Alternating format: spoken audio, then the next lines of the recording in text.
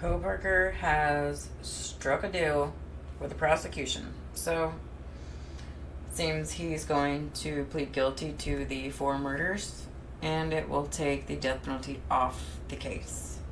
So, we will not be seeing that trial, unfortunately. But I would think it would be better for the family.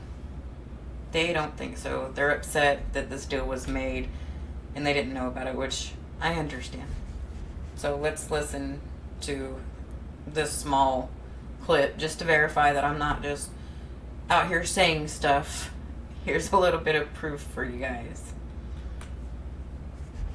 We have breaking news. The Monroe County native accused of murdering 4 University of Idaho students has accepted a plea deal.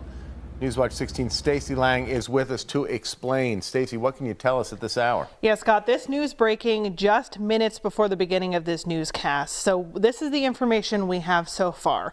Bryan Kohberger, the Monroe County native, who's accused of stabbing and killing 4 University of Idaho students to death in their off-campus home in Moscow, Idaho, back in 2022. You probably have heard much about this case so far. We've been talking about it here on Newswatch 16.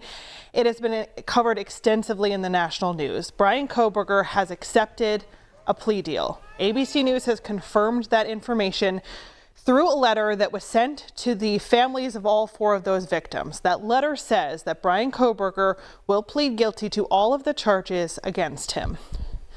That includes 4 counts of first-degree murder for which he was facing potentially the death penalty. This guilty plea, he will accept 4 consecutive life sentences. He will agree to serve the rest of his life in prison, taking the death penalty off the table. Now, what we know now is that Kohberger is expected in court in 2 days on July 2nd to go over the terms of this plea deal. We'll learn a lot more then.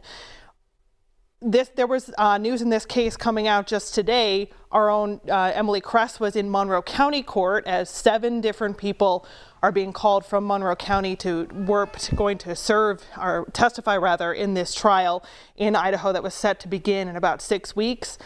We were there for those hearings today. This plea deal that we're just learning about now would now make those subpoenas null and void, and also avoids for Kohberger the death penalty.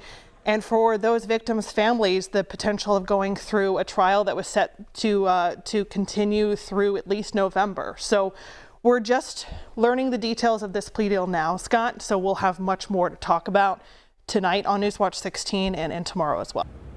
That's it. That is where I got my information from. I agree. I think that this is better for the families, but I also read an article where the family's not happy. I guess maybe they're just not happy because the deal was struck and they knew nothing about it. Or maybe they wanted the world to see, if this guy really did it, just how messed up he was.